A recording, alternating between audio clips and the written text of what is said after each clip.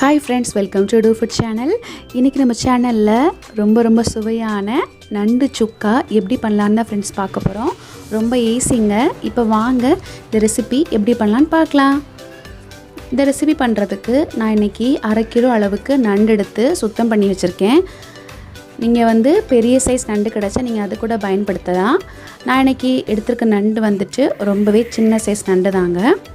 இப்போ பார்த்தீங்கனாலே தெரியும், ரொம்ப குட்டி குட்டியாக இருக்கும். இந்த அளவு நண்டு தாங்க. நீங்கள் நண்டு கழுகும்போது கொஞ்சமாக கல்வுப்பும் கொஞ்சமாக மஞ்சத்தூளும் போட்டு கழுகி வச்சுக்கோங்க.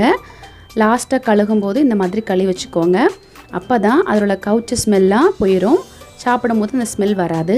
இப்போ அடுத்தது ஒரு மிக்சர் ஜாரில் 1/2 டீஸ்பூன் அளவுக்கு மிளகு சேர்த்துக்கலாம். அதுக்கப்புறம் 1/2 ஸ்பூன் அளவுக்கு பெருஞ்சீரகம், 1/2 ஸ்பூன் சீரகம், அதுக்கு அடுத்தது ஒரு 4-5 கிராம்பு சேர்த்துக்கோங்க.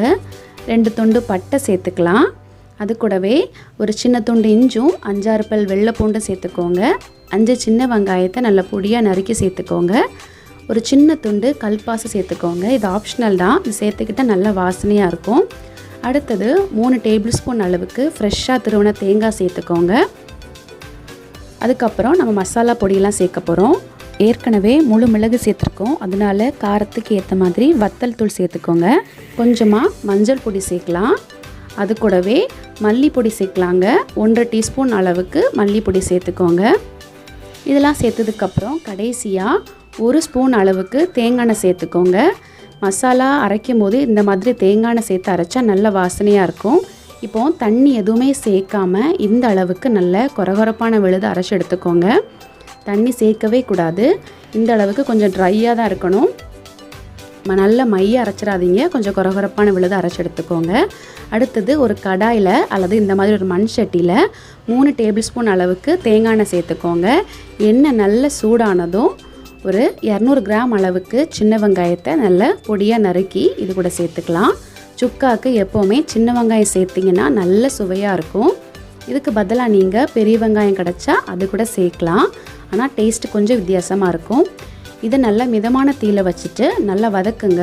நல்லா கோல்டன் ப்ரௌன் கலர் ஆகிற வரைக்கும் நல்லா வதக்கணும். இப்போ பார்த்திங்கன்னா தெரியும், இந்த அளவுக்கு நல்லா வதங்கினதுக்கப்புறம் இது கூட காரத்துக்காக 3 பச்சை மிளகாய் சேர்க்கலாம். கொஞ்சமாக கருவேப்பிலையும் சேர்த்துக்கோங்க. சேர்த்துட்டு நல்லா கலந்து விட்டுக்கோங்க. அடுத்தது தக்காளி சேர்க்கலாம். 2 பழுத்த தக்காளியை நல்லா நறுக்கி இது கூட சேர்த்துக்கலாங்க. பழுத்த தக்காளி சேர்த்திங்கன்னா சீக்கிரமே வதங்கும். சுக்காவுக்கு ரொம்ப டேஸ்ட் கொடுக்குங்க. இதை நல்லா மசிகிற அளவுக்கு நல்லா வதக்கிக்கோங்க.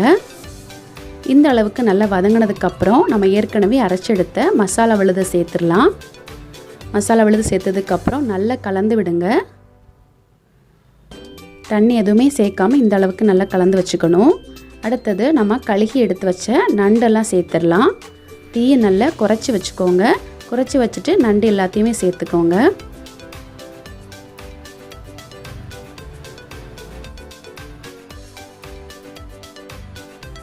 நண்டெல்லாம் சேர்த்ததுக்கப்புறம் தேவையான அளவு உப்பு சேர்த்துக்கோங்க. உப்பு சேர்த்துட்டு நல்லா இதை கலந்து விட்டுக்கோங்க.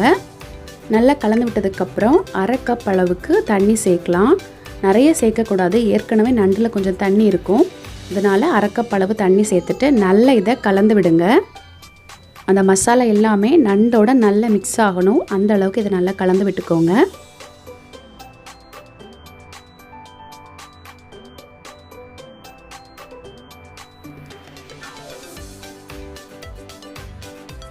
இப்போ நண்டை நல்லா வேக வைக்கலாம்.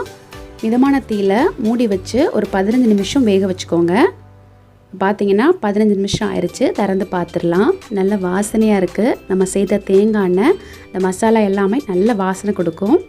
ரெடி ஆயிடுச்சு. இப்போ ஸ்டவ்வை ஆஃப் பண்ணிவிட்டு கடைசியாக கொஞ்சம் கொத்தமல்லி இலையை நறுக்கி இது கூட சேர்த்துக்கோங்க. பார்க்கவே ரொம்ப சூப்பராக இருக்குது. டேஸ்ட்டும் நிஜமாக ரொம்ப நல்லா இருந்துச்சு. ரொம்ப ஈஸியாக பண்ணிடலாம். இந்த சுக்காவை கண்டிப்பாக செஞ்சு பாருங்கள். செஞ்சு பார்த்துட்டு உங்களுடைய ஃபீட்பேக் எங்களோட ஷேர் பண்ணுங்கள். இந்த வீடியோ உங்களுக்கு பிடிச்சிருந்துன்னா மறக்காமல் நம்ம சேனலுக்கு சப்ஸ்கிரைப் பண்ணிக்கோங்க. Thank you friends.